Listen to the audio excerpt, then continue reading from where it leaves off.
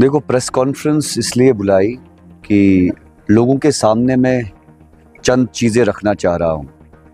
इसमें पहला जो हमारा मुद्दा है वो है कि रशीद इंजीनियर को किन शराइतों को लेके बेल मिली, वो डॉक्यूमेंट पब्लिक होना चाहिए।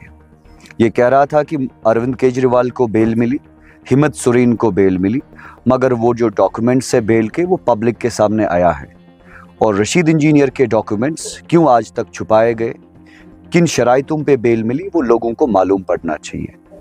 और अभी तक हम ये कह रहे हैं कि रशीद इंजीनियर ने जो अभी पार्लियामेंट में 5 लाख वोट हासिल किया, ये 5 लाख वोट का जो लोगों का विश्वास था, प्यार था, मोहब्बत थी, इस वोट को इसने दिल्ली में नरेंद्र मोदी जी और अमित शाह जी को बेच डाला।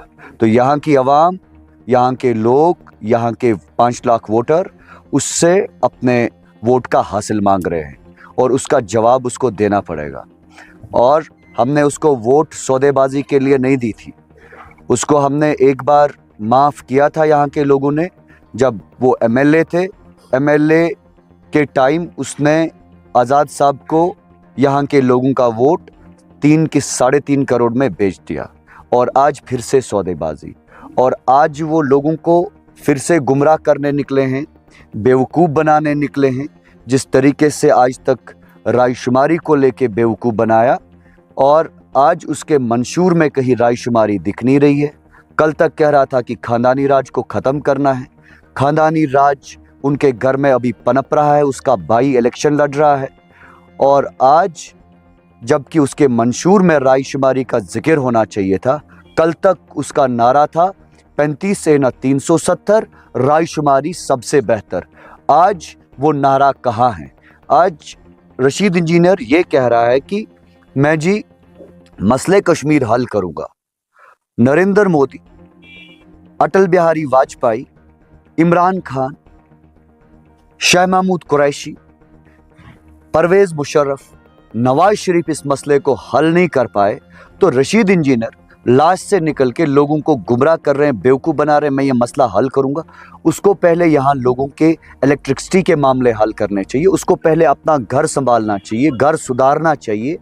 उसका घर, ये कॉन्स्टिट्यूंसी है, यहाँ पे लोग अनएम्प्लॉयमेंट के शिकार है, यहाँ पे लोगों को बिजली नहीं है, यहाँ के रोड्स की हालत आप देखिए बहुत खस्ता है। यहाँ पे बेसिक ज़रूरियात ज़िंदगी जिसमें पानी है, लोग बिल्कुल पानी नहीं पी रहे हैं, पानी से बिल्कुल इनको महरूम रखा गया 75 साल। और इसकी ज़िम्मेदारी किनकी है? इसकी ज़िम्मेदारी उस आदमी की है जो अभी 5 साल या 12 साल, या जिसको हमने रिसेंटली इलेक्शन में चुना था। तो इसका ज़िम्मेदार कौन है? इसका जवाब कौन देगा? हम रशीद को इसलिए पार्लियामेंट में नहीं भेजे कि वो लोगों को आके गुमराह करे फिर से। और अभी जब वो जेल से निकला, पहला हक इंजीनियर रशीद का ये था कि वो यहाँ पे आए, अपने माँ बाप के पास जाएं, अपने लोगों से मिले, क्योंकि यहाँ की आवाम ने उसको ये इज्जत बख्शी, उसको ये प्यार दिया। एक जो है ड्राफ्ट्समैन से यहाँ के लोगों ने उसको इंजीनियर करके इंजीनियर बना दिया, एमएलए बना दिया, अभी इज्जत बख्शी पार्लियामेंट मेंबर बना दिया। तो पहला हक यहाँ के लोगों का है।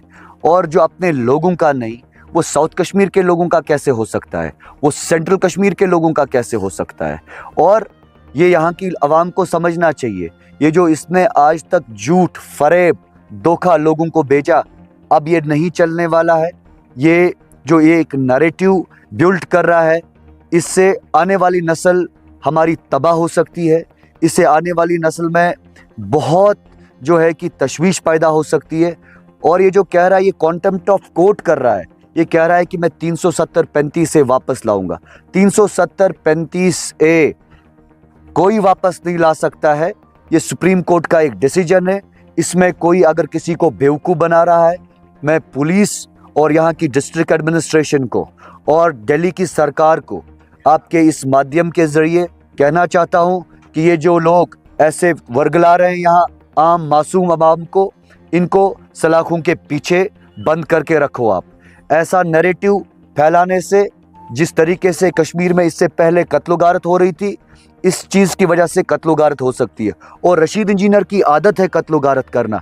अगर इसने क्लेमेंसी मोशन असेंबली में नहीं लाई होती, अफजल गुरु को आज फांसी नहीं मिलती।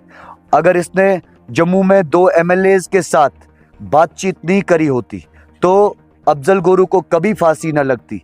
अफजल गुरु को फांसी लगाने में, अफजल गुरु को फांसी दिलवाने में रशीद इंजीनियर का एक अहम रोल रहा और फांसी दिलाने पे भी सियासत करी और उसकी कब्र पे भी सियासत करी। ये रशीद इंजीनियर का असली चेहरा है। ये अगर आपको जमात के साथ अलायंस करना है तो यहाँ जमात का कैंडिडेट अलग से क्यों लड़ रहा है और आपका भाई अलग से क्यों लड़ रहा है? तो मुश्तरका चुनाव लड़िए ना। तो एक कैंडिडेट आप चुनिए और उसको खड़ा करिए। ये लोगों को धोखा क्यों भेज रहे हो? ये साउथ कश्मीर के लोगों को आप बेवकूफ़ बना रहे हो, सेंट्रल कश्मीर के लोगों को गुमराह कर रहे हो। उन लोगों को हमारे पास आना चाहिए। हम इसकी असलियत इनके सामने रखेंगे।